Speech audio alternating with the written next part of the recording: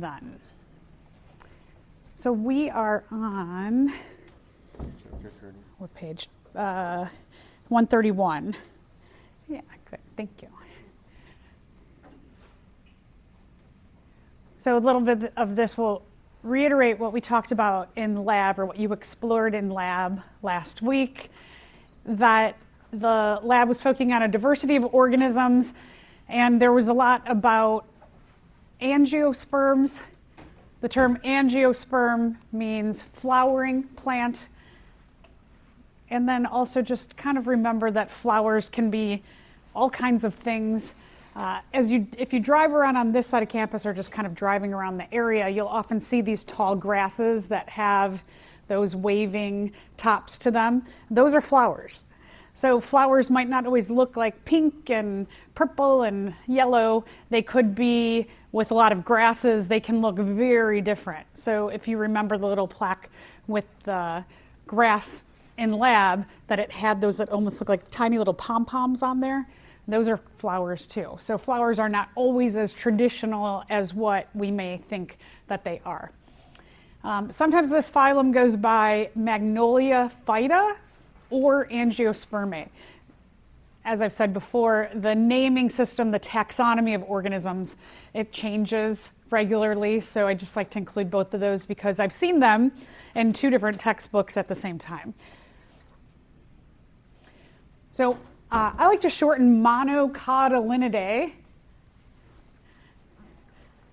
sometimes called Liliopsida, as the monocots. Remember, this term mono means one. Good. And we'll talk about cots as the cotyledon, which we'll get to in a second, but the cotyledon, just to kind of refresh your memory from lab, the cotyledon is the first seed leaf that germinates or sprouts from the seed, and how many parts or leaves that first seed leaf has. Or it could be the seed itself. The seed is one complete part.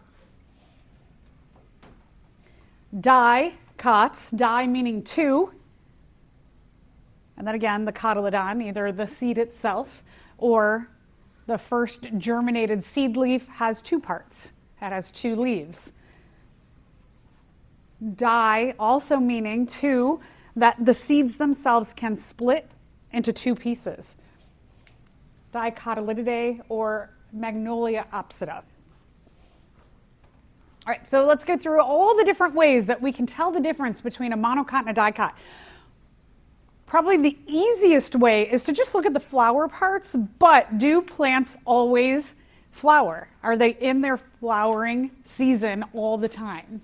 No, right? So at least this helps us if there is a flower, we can investigate the flower for the parts. But again, we'll see a lot of different ways we can investigate the plant to tell whether we're talking about a monocot or a dicot. So in monocots, the flower parts are in threes or multiples of three. So anything that is divisible by 3 will give us a monocot. Let's take a look at this lily.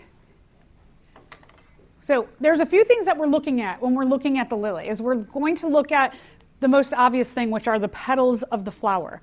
The petals of the flower, we can count them. 1, 2, 3, 4, 5, 6. So 6 divided by 3 is 2. It's divisible by 3. The flower parts are in threes. So we can look at that. We can look at the stamens, the male flower parts. 1, 2, 3, 4, 5, 6. Again, divisible by 3.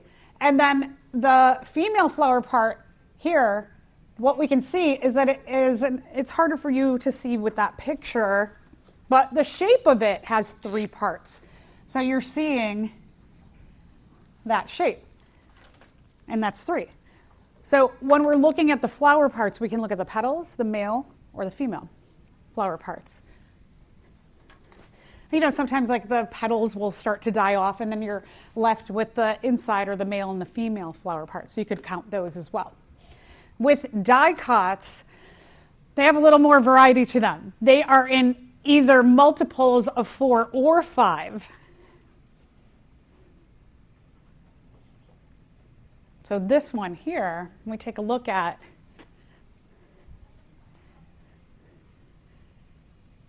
the petals, 1, 2, 3, 4, 5. If we look at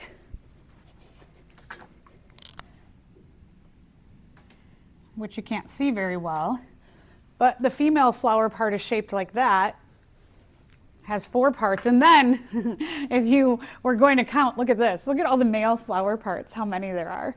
This would be, if we could count them all easily, it would be a multiple of 4 or 5. All right, a little bit about the leaves. Monocots have smooth edges.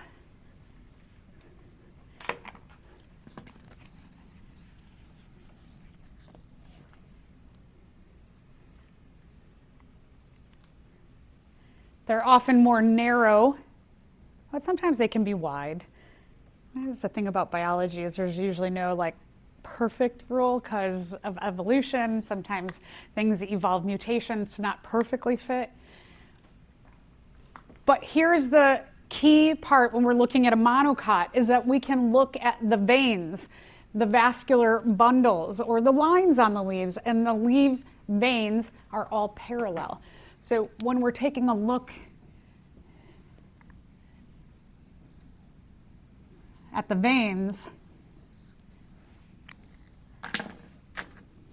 this marker stinks.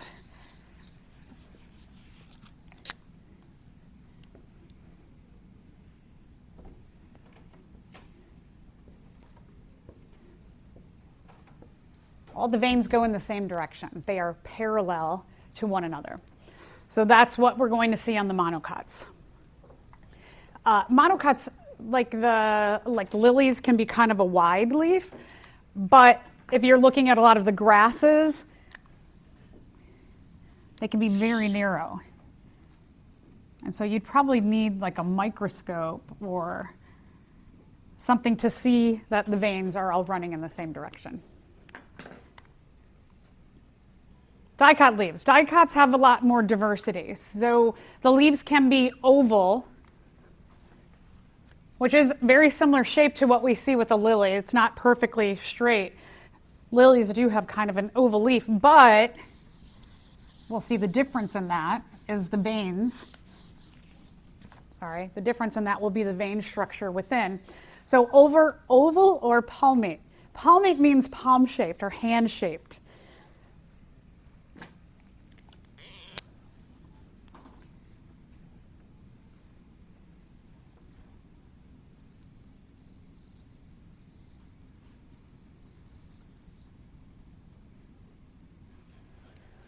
So here's the two shapes we're talking about, oval or palmate, but the vein structure is going to be much different.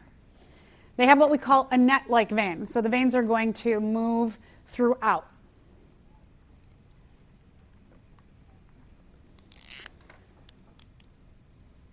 So what the veins are going to look like then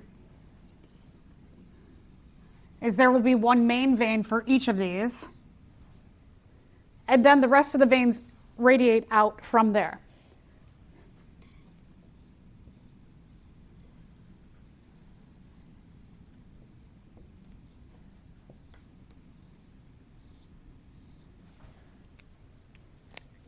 So very different when we're looking at the monocot with all of the parallel veins.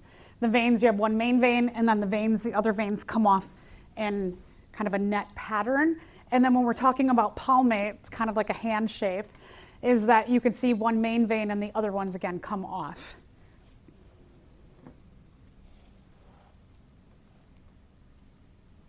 Let's take a look at the question. Whoa, I've got the question in there. How about that?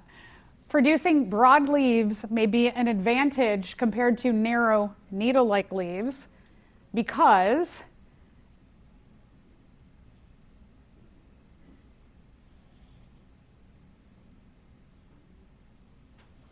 so let's go through these. It decreases water loss. I mean, yeah, I know. I got you say no. Maybe we'll think about that one. Increases gas exchange and photosynthesis. That sound pretty good, right? Leaves photosynthesis. It increases surface area for more absorption of water. As we go through this unit, you'll learn that water is absorbed through the roots. So this one we can get rid of. It allows for more seeds to be produced. Are seeds, just kind of like from your general knowledge at this point, seeds produced in leaves or flowers? Flowers. So we'll learn that this one now increases the transport of spores. Monocots don't have spores. Angiosperms do not have, well, I guess it doesn't matter. But regardless, that one may be true, maybe. But out of A, E, and B, what do you think is the best answer? B. Yeah, B is the best answer here. So we're going to learn that photosynthesis mainly occurs in the leaves, and gas exchange mainly occurs in the leaves too. All right, so back to a little bit about veins or vascular tissue. We can take a look at, let's say that the flower is gone, or it doesn't have a flower right now. So what we can look at is we can cut the stem, so the main part of the plant, we can like cut it, and then we can look down on it and see a pattern of the veins within that stem. And the pattern of veins within that stem will also indicate whether we're looking at a monocot or a dicot. So this is a great one because a lot of times you are at least left with some of the plant material here. So just a reminder, vascular tissue, like our veins, arteries, our vascular tissue in our body, it's important for transporting things that are important, like water and food, nutrients, minerals.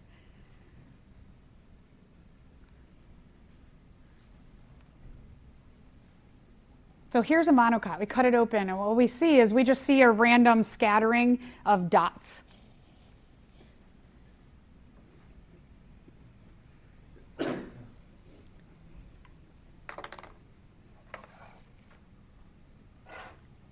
So in lab, we had a microscope that showed you could look at these dots underneath the microscope. And when you did that, I will come back to this. I just want to show what you saw on the microscope.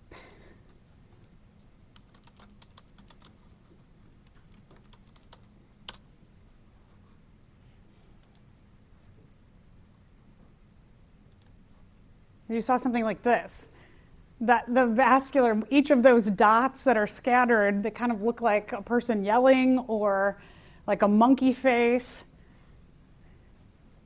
One of the ways to remember that is monocot, monkey face, that if you saw any of these kind of little faces in there, you would think, okay, that's a monocot.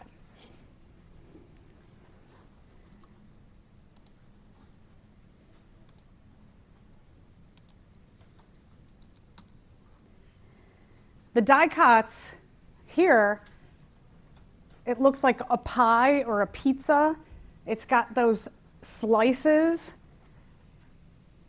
just like you would cut a pie or a pizza or something round.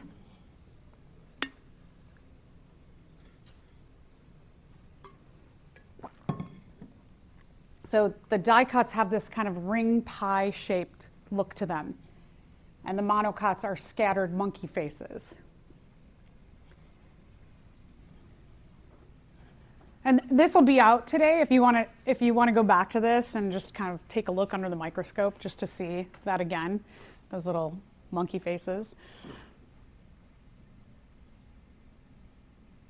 All right, so let's say we don't have anything. We just have like a little bit of the stem and it's kind of wilted and we can't get a good cut on it to see the vascular bundle. So now we can take a look at the root pattern. We can dig up the roots. And monocots have what we call a fibrous root system. That means the roots spread out underneath the surface of the ground.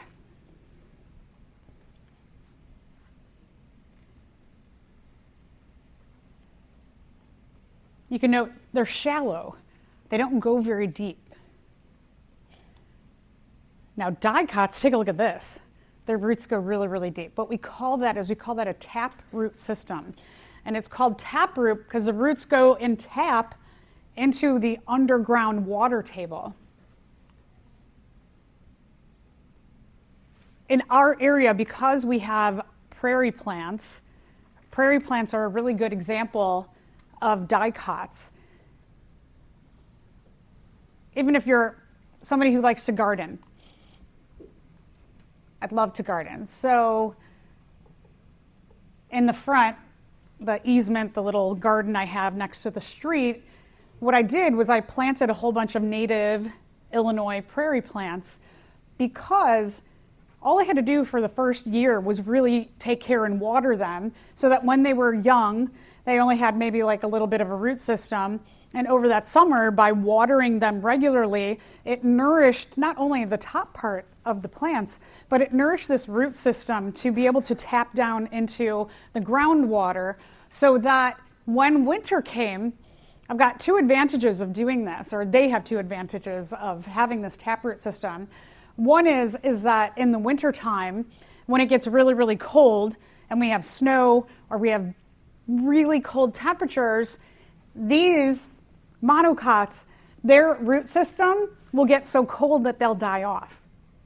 Whereas taproots, if about this much of the ground is freezing, they still have all of this root system that's healthy and warm. As you go deeper into the ground, it gets warmer, and then also they can feed off of the water and nutrients down in the water table. And when spring comes, this root system will come back and produce a plant the next year.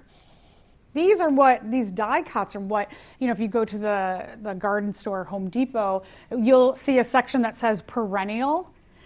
Those are the dicots. The perennials have the deep taproot system. Perennial means that it's going to come back every single year, and it's because of this.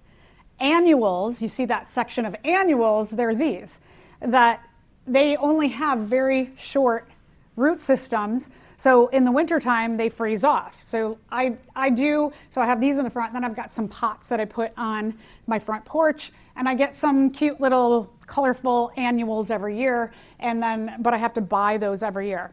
On occasion, an annual, you might have like a pot outside. On occasion, they might have enough roots that go down into your pot, or maybe the core of the pot, that they do actually come back. But for the most part, these are going to die off. The monocots are going to die off in our area, and the dicots are going to survive. So if you're somebody who's looking to plant things that you want to last for a really long time and you don't want to keep replacing them, look at the dicots or the perennials. All right, let's say you have nothing but seeds. So we could take a look at the embryo cotyledons. The word cotyledon means seed leaf.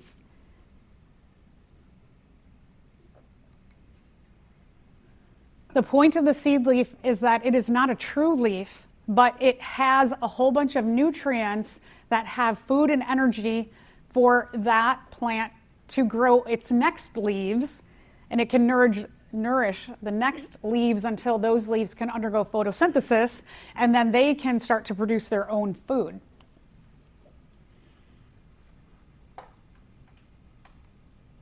So the monocot, you can see this is a monocot. The cotyledon seed leaf is one piece. There's one leaf. When we take a look at the dicot, what happens is that the seed leaves come in pairs. So when we have germination of the seed, then you can see you get like two leaves, and then you get two leaves this way, and you get two leaves this way, and then they keep piling, and you've got a leaf on each side of the main stem when we're looking at the dicots. And just to also reflect back that when we take a look at the seed itself, the monocot seeds have one part and the dicots have two. Remember, like beans or peanuts, you could split those into two pieces. Those are dicots. Corn kernels, one piece. So this is a nice summary. I can show you that when we're looking at monocot flowers, that the flower parts are in multiples of 3. Dicots, the flower parts are in multiples of 4s or 5s. The leaves of monocots are long, skinny, have smooth edges, but the most important feature to look at is all of the veins are in one direction or parallel to one another. With dicots, you've got two main shapes. You've got the oval and you've got the palmate, the hand shape, but they have a different vein pattern. The main vein with all the other veins radiating off of that main vein, and you can see that again here with the oval. With the stems, if we took a cut and we cut the stem and we looked down on the stem, we can look at the leaf vein pattern or the vascular bundles. The monocots have scattered dots that look like, under a microscope, like little faces or monkey faces. And the dicots have pie-shaped vascular bundles. Monocot roots are short and fibrous. They're close to the surface. Dicots have a deep tap root. And then the last thing, we can see two things in this picture, which I like, is the seed leaf is showing you one piece here with the monocot, and also the seed itself is one piece. And the dicot has two leaves of that first seed leaf or cotyledon, and the seed itself is in two parts. You are on an expedition. It would be fun to go on an expedition through a tropical rainforest and find a plant that has woody growth. I'm going to tell you this because we haven't gotten to it. Woody growth means that you're looking at a dicot, parallel leaf venation, and flower parts in multiples of 4. Why is the botanist of the group incredulous or unconvinced about what they're looking at? Do you think it's a newly discovered monocot? So I told you this is dicot. Parallel leaf venation is what? Monocot or dicot? Monocot. Flower parts in multiples of 4, monocot or dicot? Okay, so this has got both monocot and dicot parts. So newly discovered monocot, probably not. Newly discovered dicot, well, it's got some monocot parts. It's a newly discovered tricot. Did we talk about that? No, that's just like a distractor. You can cross that one off. It doesn't fit either of the major categories of flowering plants and may represent a lost link in evolution. Maybe. Woody growth and flower parts in multiple of 4 are characteristics that are not normally found in the same plant.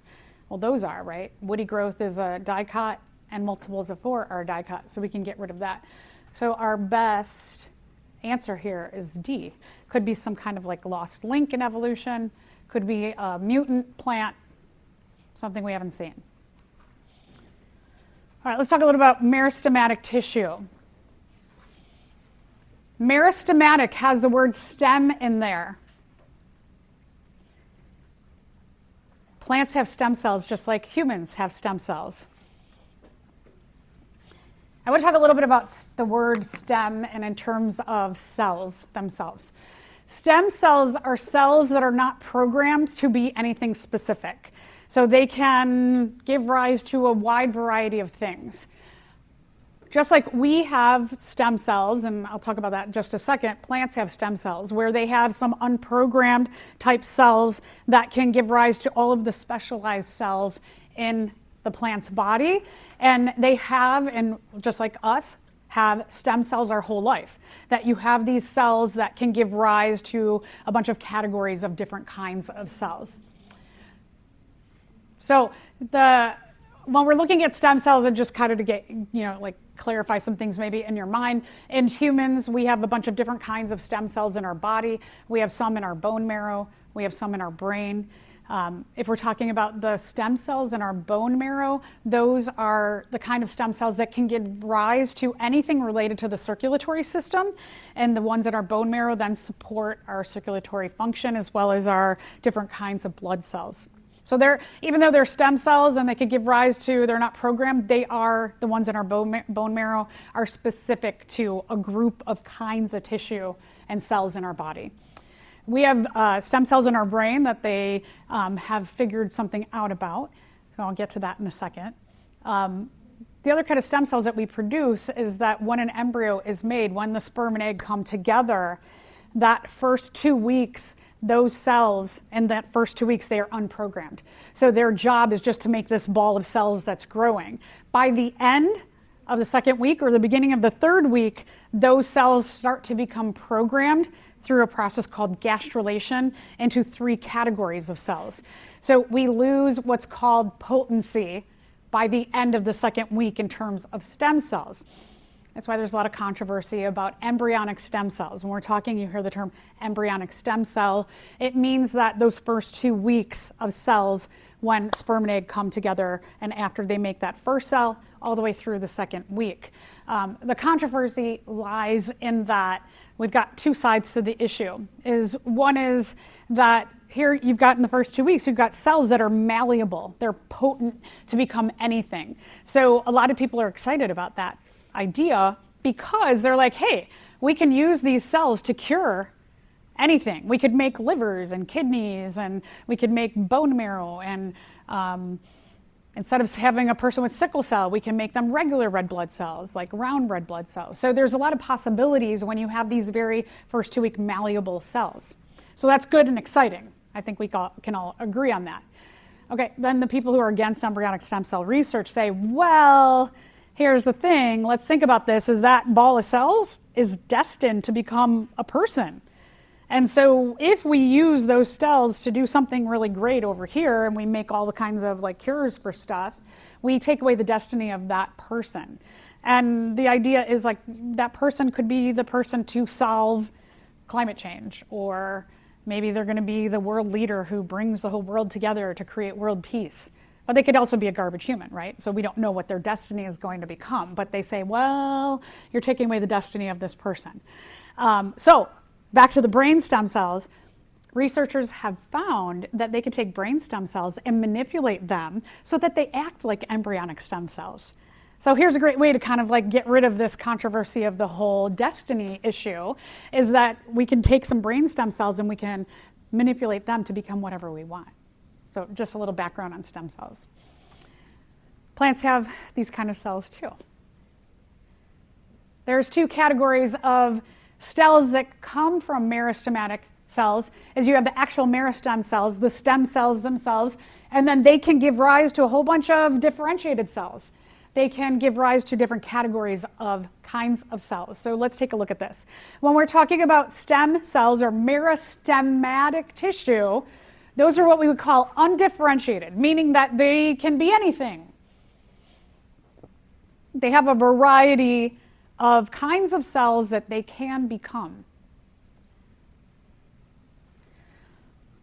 These cells keep that plant growing throughout their life because they can keep giving rise to stems and leaves and flowers and roots and all the other different kinds of cells that are important to the survival of that plant.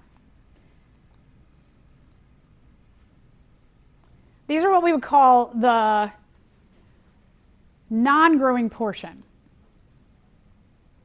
They're just there to give rise to the growing portions of the plant.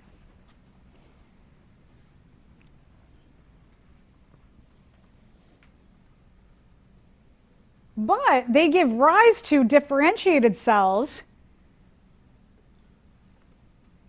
And when we mean differentiated, they're different kinds of cells that are specialized to become things like leaves, flowers. We'll talk about xylem and phloem as the vascular tissue, roots, all of the parts of the plant that are going to keep that plant growing in different ways. Also going to keep that plant reproducing, which we know is an important part of evolution, and keep that plant nourished through photosynthesis. Keep that plant grounded through its leaves and absorbing water. Through its roots. Keep the plant grounded in its roots and absorbing water through the roots. All right, let's talk about, there's 2 locations and 2 different kinds of meristematic tissue. One is called the apical meristems and the other one is called the lateral meristems. So let's take a look at the apical meristems. Apical meristems are what we would refer to as the tip. And tip, I don't just mean the top tip, but the bottom tip too. So when you're thinking about a plant, the tips, the top and bottom, would be the leaves up at the top. We call those the shoots.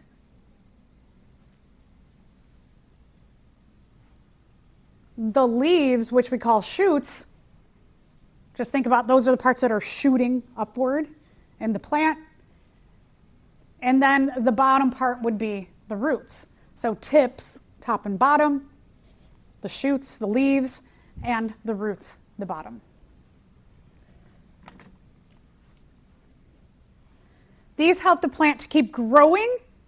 Now remember that roots keep the plant growing because the roots are going to stabilize that plant so the plant doesn't fall over.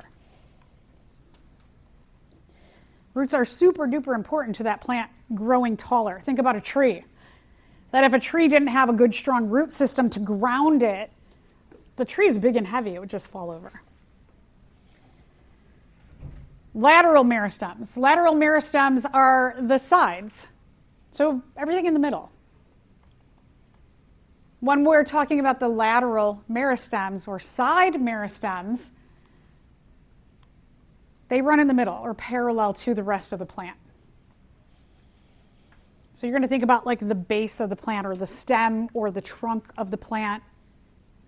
They're going to give rise to that. It's going to allow that plant to continue to grow in girth or get bigger in the middle.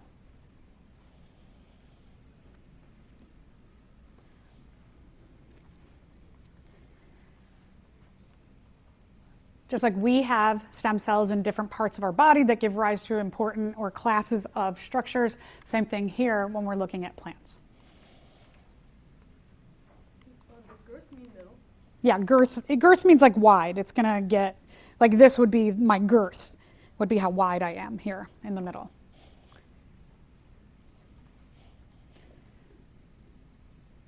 Vascular tissue, veins, transports important things around our body, just like our vascular tissue or veins, arteries, other kinds of circulatory tubes. The vascular tissue is made up of actually, and we'll talk about the third kind of thing in there, but it's made up of xylem and phloem and then also some meristematic tissue to keep the xylem and phloem going. So a little bit about just thinking about plants and what they need. Plants need which kinds of items to undergo photosynthesis, and then what is produced by photosynthesis. So I think when we all think about photosynthesis, one of the main things we think about is sunlight, that you have to have sunlight around. So what I would do is just go through and I'd cross off any of the ones that don't have sunlight as part of the beginning answers. So B, nope. Sunlight's at the end. That doesn't make any sense. Got sunlight. D, sugar and oxygen. Nope. All right, so now we've narrowed it down to A, B, and E. So let's take a look. Sunlight and carbon dioxide produce sugar and carbon dioxide. It seems weird, carbon dioxide's on both sides. That makes me skeptical, just like if I didn't know that much about the question. So I'm gonna put a question mark here on that one. And then we said, okay, sugar, sunlight and oxygen produces carbon dioxide and water. So let's think about like photosynthesis. Do the plants take in oxygen or do they give off oxygen? I think they give off oxygen, right? So we can put a question mark on that one or cross it off because that seems preposterous. And then here we have sunlight, water, carbon dioxide. Does that sound pretty good? That sounds pretty good. And they make sugar and oxygen. That one's, I think, the best. So E is correct. Okay, xylem. The X is a Z sound. Xylem. Xylem. Xylem is very thick-walled, and we'll talk about why they're thick-walled in a bit. From the ground, they are sucking up water, and along with that, a lot of minerals that are in the ground. The minerals are going to be very important also for helping to build important things in the plant's tissues as well. So like rocks have a high phosphorus component, for example. Rocks in the ground will leach that phosphorus into the ground, and when plants absorb water, they're going to absorb some phosphorus. Phosphorus is a really important part of our amino acids, proteins, DNA, and RNA. So we can't make all of those very important structures in a body and an organism without having phosphorus. So that's going to be one thing that's just, for example, being absorbed with water. Xylem runs from the roots, the bottom, all the way up to the shoots. So it's going to absorb water at the roots and bring it up to the whole body of the plant, all the way to the shoots or up to the leaves. So xylem's going up.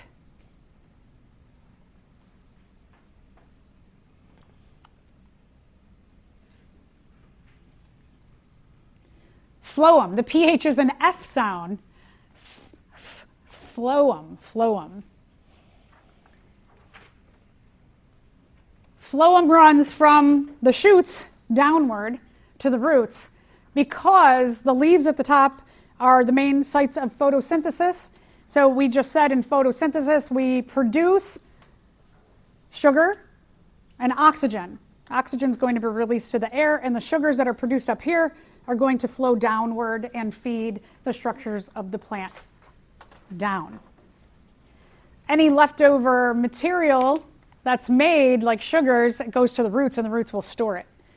So if you're ever lost in the forest and you're starving, you can dig up a lot of like plant roots, and you'll get two things out of plant roots. Is one, you'll get sugar, and two, you'll get water. I mean, if you think about a carrot comes from a plant root, it makes it maybe a little more appealing to eat plant roots, right? Because some of our root vegetables, rutabagas, beets, carrots, potatoes, those all come from the ground. So those are root vegetables. Those would be more appealing to eat than a regular root, but you could at least maybe like chew on some roots, and you could get sugar and water out of there for survival. So again, they come from the top, the leaves where photosynthesis occurs, up here at the shoots, down all the way to the roots.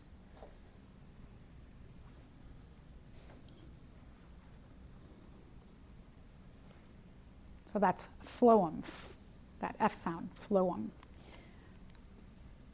right, let's take a look at the woody stem. As I mentioned before, that woody stems will be categorized as a dicot. Kind of makes sense, maybe, in your mind, that if we're looking at trees, that trees need a good rooting system. So a taproot system would be really important, having big, thick, deep, strong roots to not allow a huge tree to fall over. So they have that good rooting system. The main part of the tree is made up of dead xylem cells.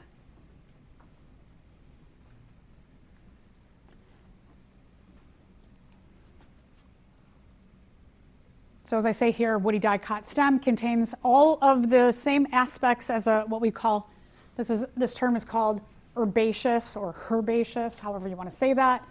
Herbaceous means like a soft material plant, a green stem, as opposed to a wooden trunk.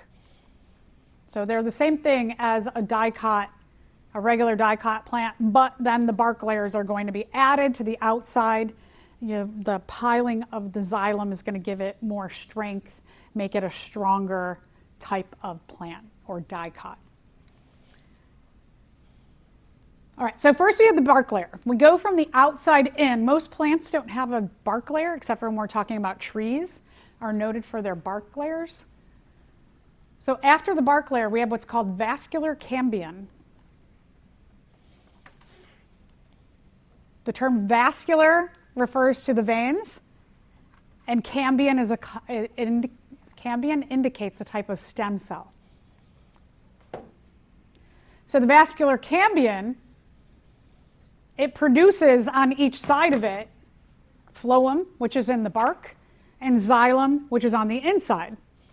So the phloem and xylem in the middle, they have vascular cambium to keep them growing and producing the whole life of the plant. They're really important, right? You've got to have those vein systems, that vascular tissue that's going to run the sugars down and the water and nutrients up. So this vascular cambium, this type of stem cell, is really important to keep when we're looking at the middle part, the lateral meristems growing the entire life of the plant, we're referring to the xylem and the phloem. So every year, new xylem cells and even phloem cells are laid down. As we're moving inward from that phloem in the bark, the vascular cambium, and then the xylem cells. We'll talk again in just a minute about why xylem cells are much thicker than the phloem cells. That we can take a look, if we did a cross-section of that tree and we look down on that cross-section, what we would see are a ring pattern.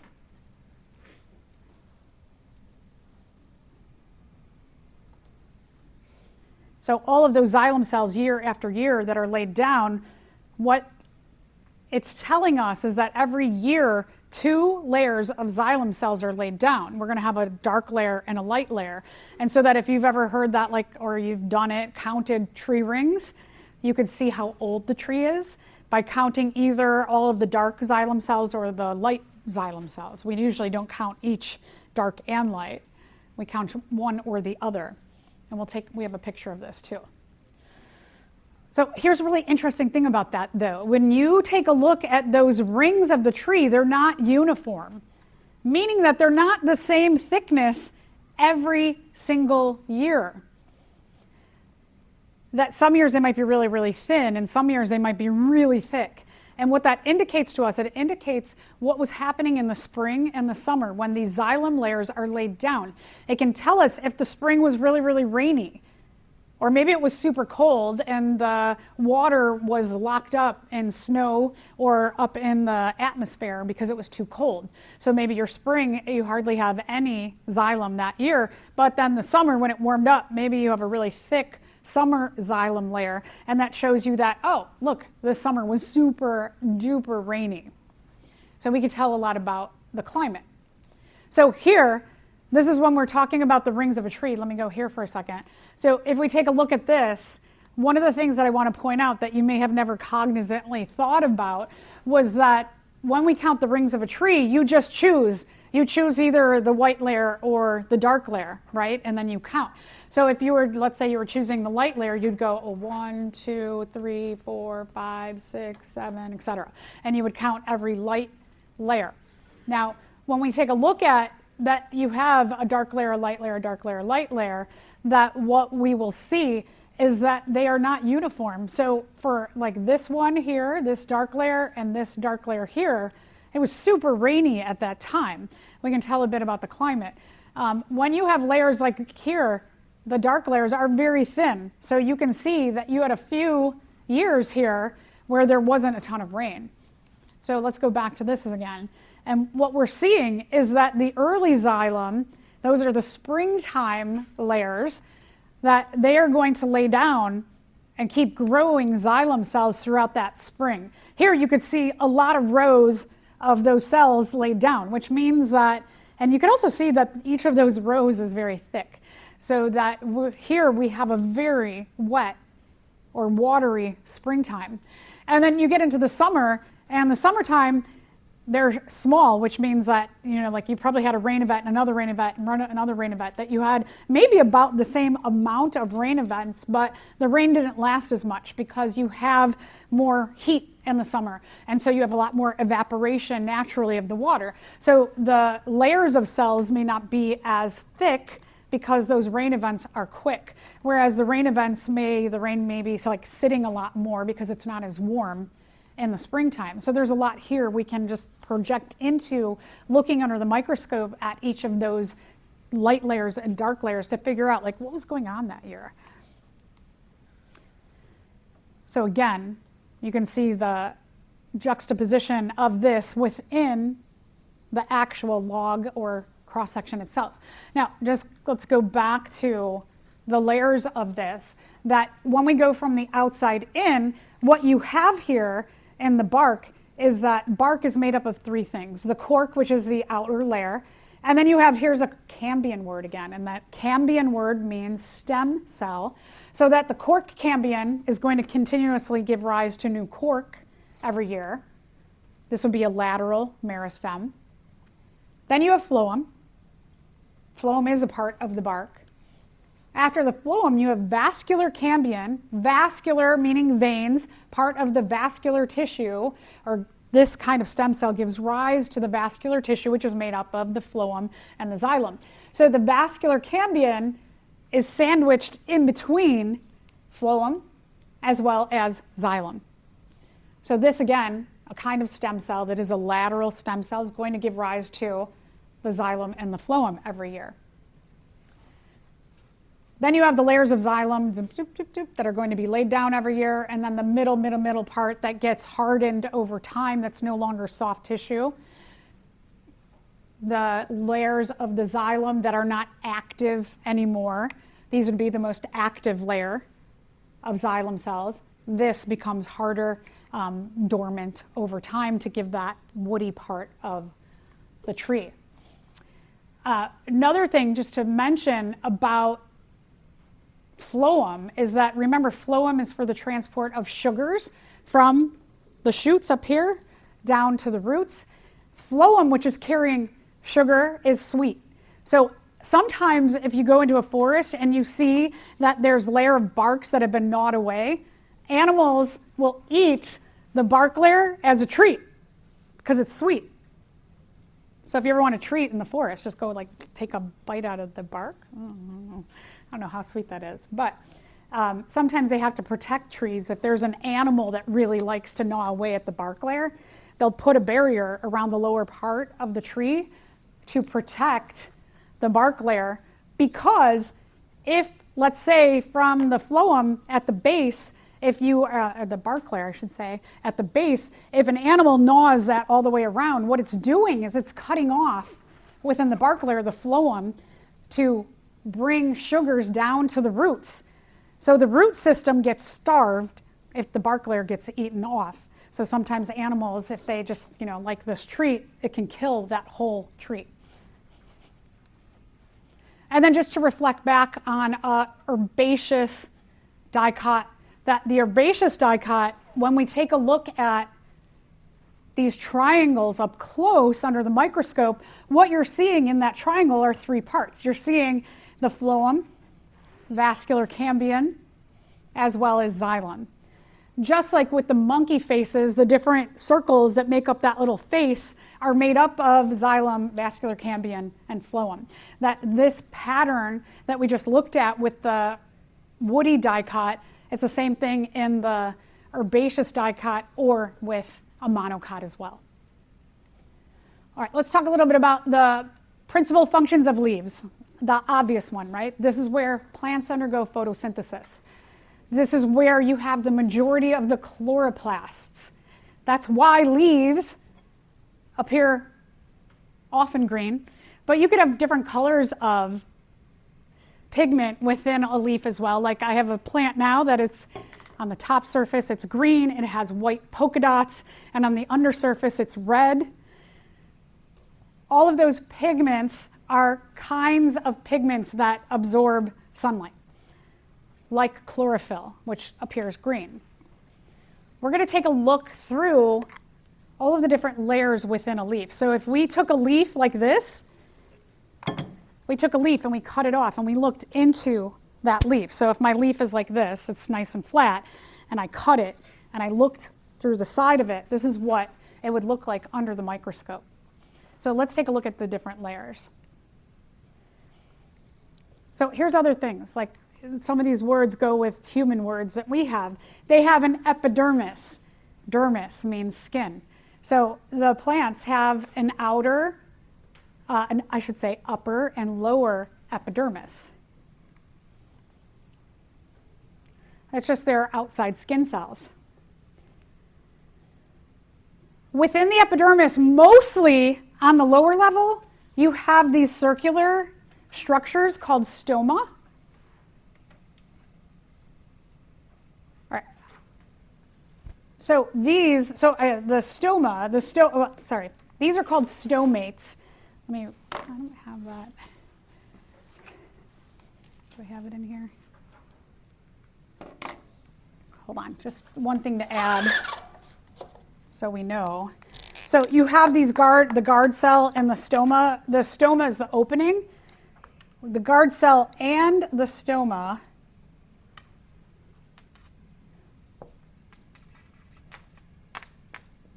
is called a stomate. So when you have both the opening and the cell itself. Together, they're called the stomate. I just want to point that out. First time I ever realized it's not on the illustration.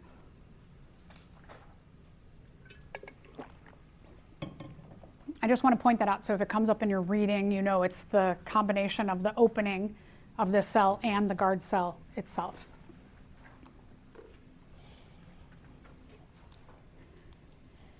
Oh, look, it moved.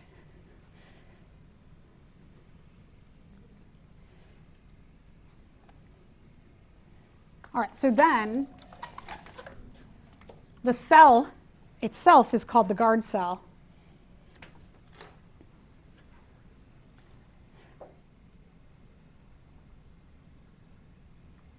So this, I think, is really fascinating, that plants have evolved to have more stomates on the lower surface of the leaf than the upper surface, because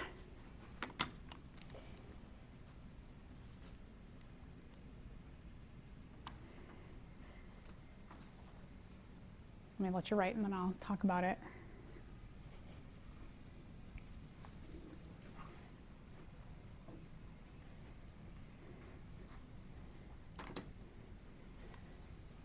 I'll get to that in a second, but I think it's also interesting that plants have hormones just like we do, right? We have hormones. The point of hormones is to regulate processes within the body. Hormones will stimulate metabolic pathways to make this contact this to do this, and this contacts that to do that, and these pathways happen, but they often are started by chemicals in our body that are produced in certain cells, tissues, organs, glands that can say, oh, we got to do this. And then it starts this chain of events, which we call a metabolic pathway. Plant hormones, one of the many, will control whether the plant, or will monitor, I should say, monitor whether a plant is dehydrated or well hydrated. And when the plant is well hydrated, the hormone's like, cool, we're all good. The plant's happy. When the plant is hydrated, what happens is that the guard cell is filled with water. So it's poofy. And when the guard cell swells up and it's all poofy, the stomate, the hole, closes. When the cell is dehydrated, you can see less water in the guard cell. What happens is the stomate, it opens up. Now remember that the majority of these are on the undersurface of the leaf, because when we look at the structures, this is, I think, so cool, that when you look at the structure of the cell, and we're going to get to in just a second, is the cells that do the majority of photosynthesis, which are called the mesophyll cells, which are the cells that are mostly packed in the middle of the plant, that we have a difference between the upper mesophyll cells, which are just like, there's like columns and they're packed together here, but where you have the guard cells, you can see there's these openings or spaces in between the lower photosynthetic mesophyll cells, so that when these open and close, one of the weird things, and there's like all this crazy stuff with just the molecular capacity of water bonding to itself, is that plants, they have, right, they're getting water from the roots, and the roots are sending it up the xylem all the way up to the top of the plant. We know water is an important component, critical for photosynthesis, but for everything, right? Water, it helps us to make and break the molecules in our body. So the roots have a really critical, important function to get water. And one is for water to come up in here and to help those mesophyll photosynthetic cells to do their job. Here's the other thing. The structure of water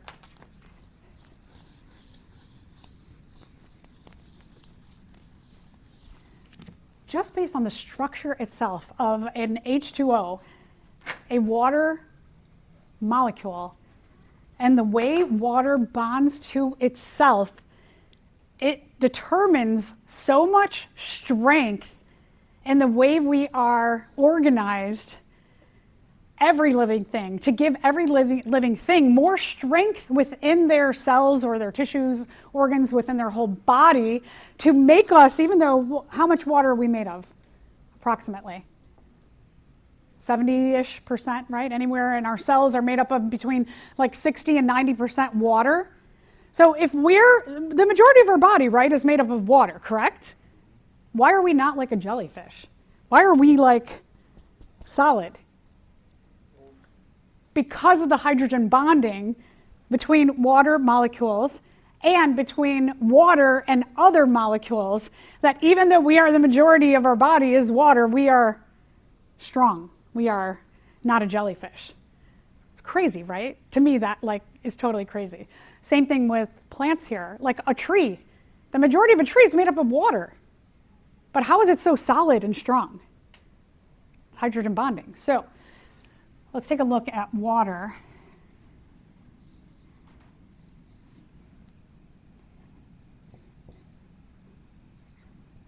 Water is made up of a hydrogen and 2 oxygens. With water, no. No. Let's go back. Water is made up of an oxygen and 2 hydrogens. Okay, I got that right now, right? Okay, so a little bit about the atoms here is that oxygen has 8 protons, neutrons, and electrons. And so oxygen in its nucleus has 8 protons and 8 neutrons. It's got 8 electrons that go around on these orbitals and shells and things like that. So the electrons for water, there's 8 of them, okay? I'm going to get to that in a second. Hydrogens have 1 electron, 1 proton, no neutrons. A real simple little atom. Okay, so they've got a proton in the middle, and then they have an electron. And the electron will go around on an orbital on the hydrogen itself too.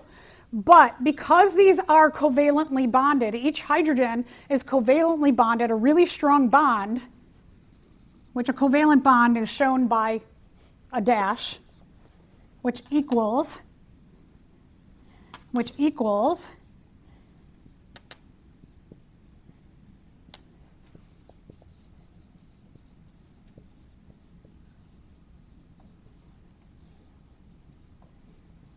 so when you have that like dash there,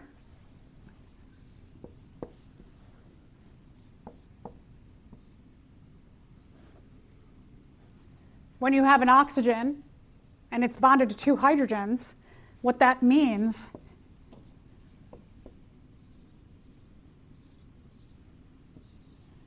is that this oxygen has a covalent bond, and so I should also say a covalent bond equals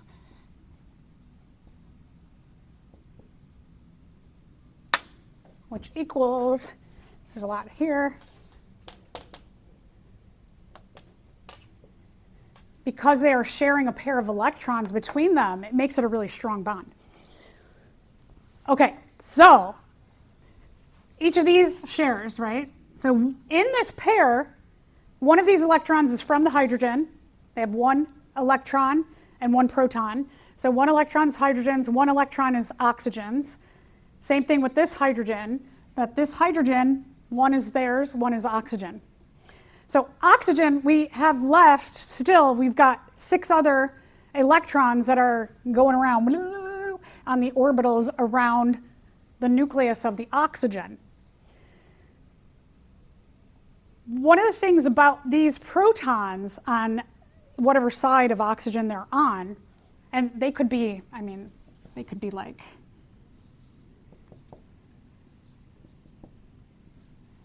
so they could be on the sides. Oftentimes it's like their little ears on the oxygen, but they could be anywhere. They could be like 1 here and 1 here. But wherever the hydrogens are, they bring those 2 extra electrons. They also bring these protons, which make a little positivity. When we're talking about bonding, one of the things that is a principle of any of these atoms is that electrons and protons are attracted to one another. Excuse me, because negative and positive attract.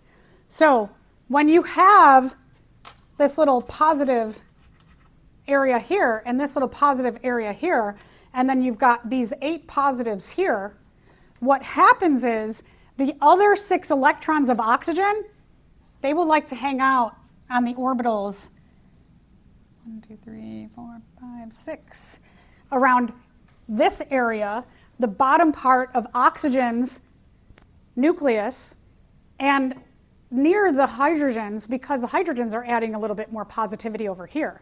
So what happens is that this little area here is going to make this a slightly negative area of the oxygen.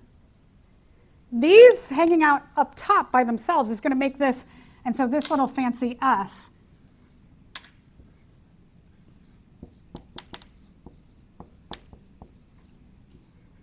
when you see that kind of like fancy S like that, it means slightly. So we get a slightly negative area by the oxygen, but then here, these two hanging out, because their electrons are tied up in covalent bonds near the oxygen side of the atom, these little protons are kind of hanging out by themselves with no negative area. So this side of the water gets a slightly positive charge. Positive and negative are attracted to one another, so that when we go back to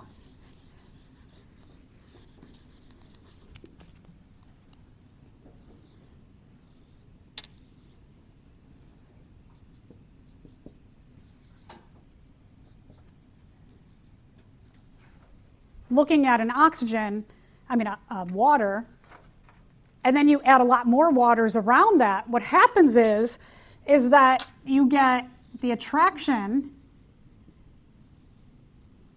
of a hydrogen side to an oxygen side of another water.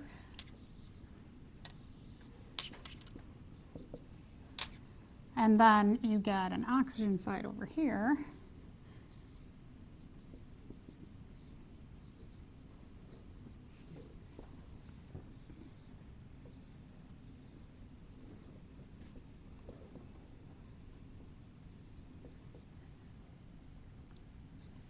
And so each of these then are what we call a hydrogen bond.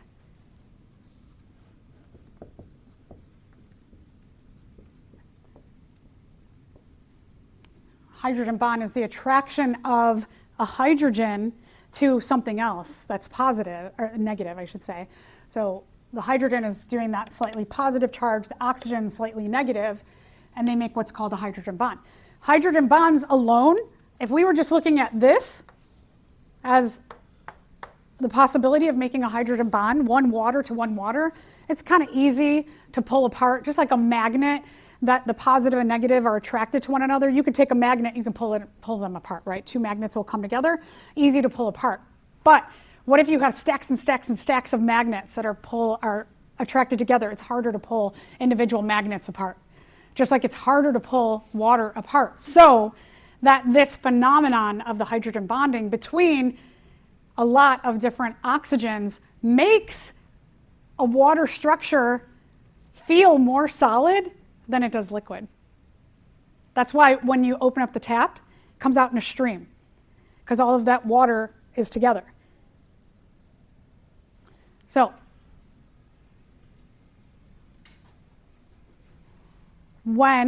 back to this, you're like, wait, why? When a plant is dehydrated. So there's not a lot of water. And what you see, not a lot of water here, means that the guard cell is dehydrated or it's not as plumped up. And when it's not as plumped up, the plant reacts by pulling water all the way from the roots up to the shoots.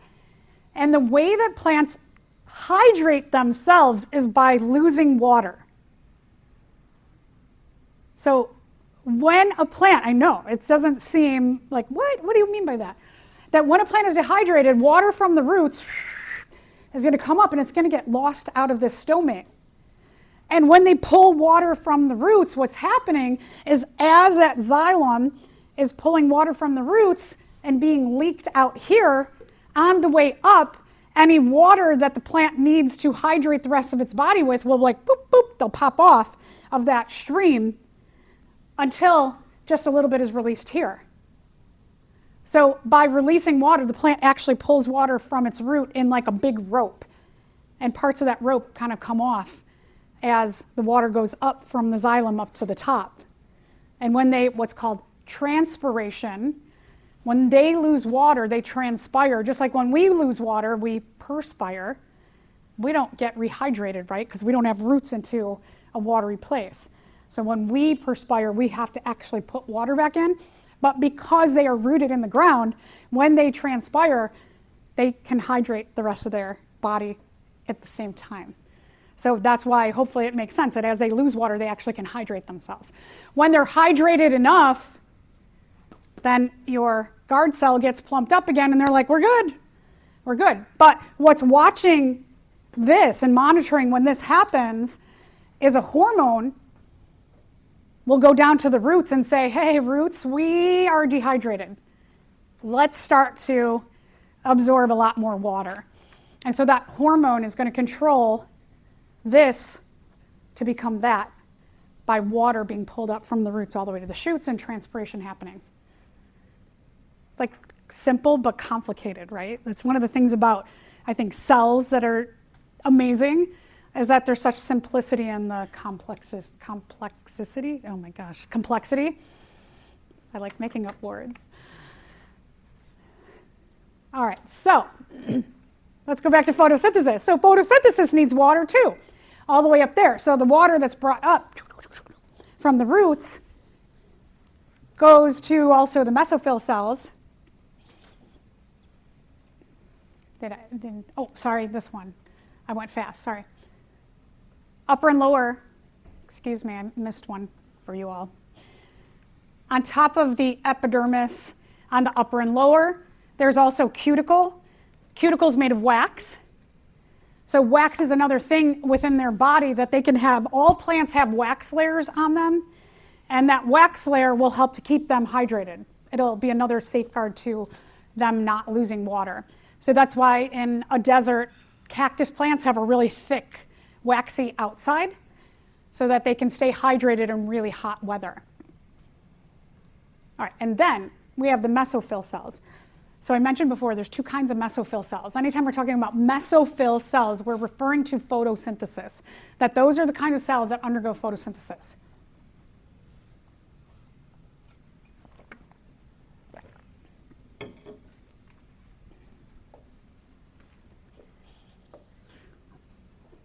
So in my long story, I mentioned, well, I didn't mention that, well, I kind of mentioned that photosynthesis is supported by a lot of different kinds of pigment, but the main photosynthetic pigment is chlorophyll. Chlorophyll is green, that's why plants look green.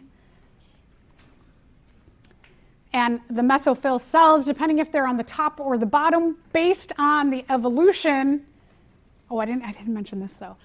So one other thing is that I forgot to mention that there's more stomates on the bottom of the leaf than the top, because if the plant were to have the stomate open, the guard cell gets skinny and that hole is open, and it rains, that the release, what we're going to see happening in these areas of the what we call spongy mesophyll, the reason why there's spaces is because you've got two things that are going on. Water's coming out of the stomate, but oxygen, so water's coming out, oxygen is being released, carbon dioxide's coming in. So remember, we need carbon dioxide, water, and sunlight for photosynthesis, and carbon dioxide comes in and out through the stomate, through the stoma, and then in this area, what you've got is you've got carbon dioxide coming in, oxygen being made and going out, and then you also can have some water in here to be released if they need to plump up and get hydrated again. So the difference between these two kinds of mesophyll cells is that you have to have spaces in here for gas exchange and water. If we had a lot of these on the top, water could get in there, or dirt or whatever could get in there, right? Drop on the top of the plant, something that lays on the top, and they could essentially suffocate, that they can't do gas exchange or they can't release water if this is covered in water. So plants, like the leaves hang like this, that they have a natural umbrella by the top part of their structure so that these don't get clogged up. So that evolution of having them on the bottom is favored. The top mesophyll cells are tightly packed columns.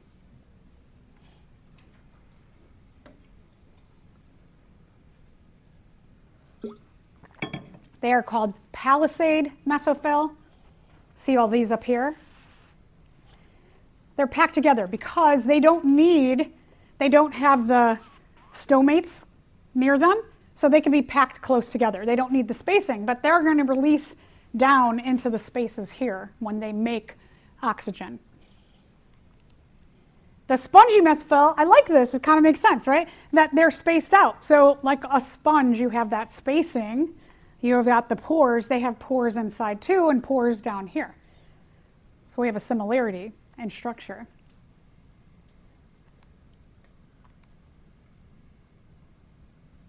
And then you also have veins within a leaf.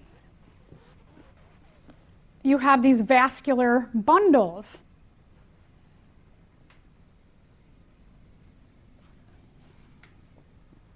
So what you're really going to have, and something that they don't show that I wish they did, was that you've got xylem and phloem as in your vascular tissue, and then in between you would have some vascular cambium to keep the veins supported and growing, that kind of stem cell supported throughout its life.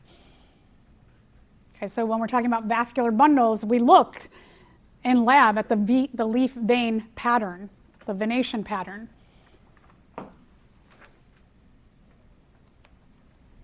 So I spent quite a lot of time going over the cross-section of the leaf. You might want to like star that one, because if I were a betting person, I would bet that my professor would have a cross-section of a leaf on an exam.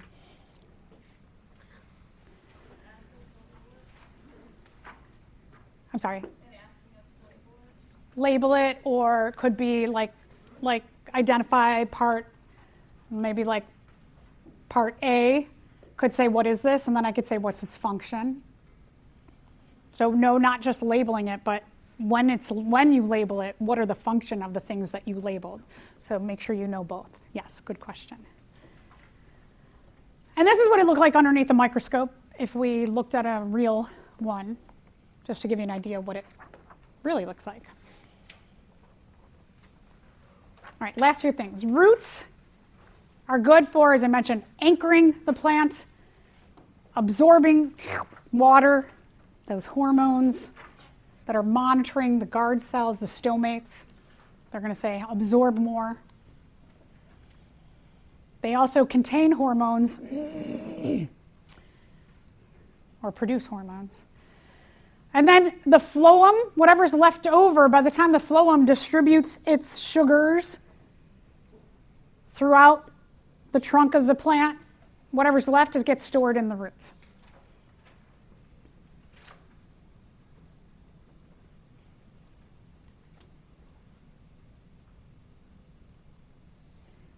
And here's one thing that happens in most organisms, that structures that are really, really important will have branches, branches, branches, branches, branches. So when you're looking at a root will have root hairs, so that what you see is that like this part of the root, even though the root gets a lot of branches, all the branches get branches. Branches, branches, branches. So it helps more with that anchorage and water absorption. Just think about like us, our circulatory system. It goes from arteries and veins to arterioles and venules to capillaries, and we've got branches throughout our whole body, right? So whenever we see like those structures branching more and more, it should indicate to you this is really important. Okay, let's stop there.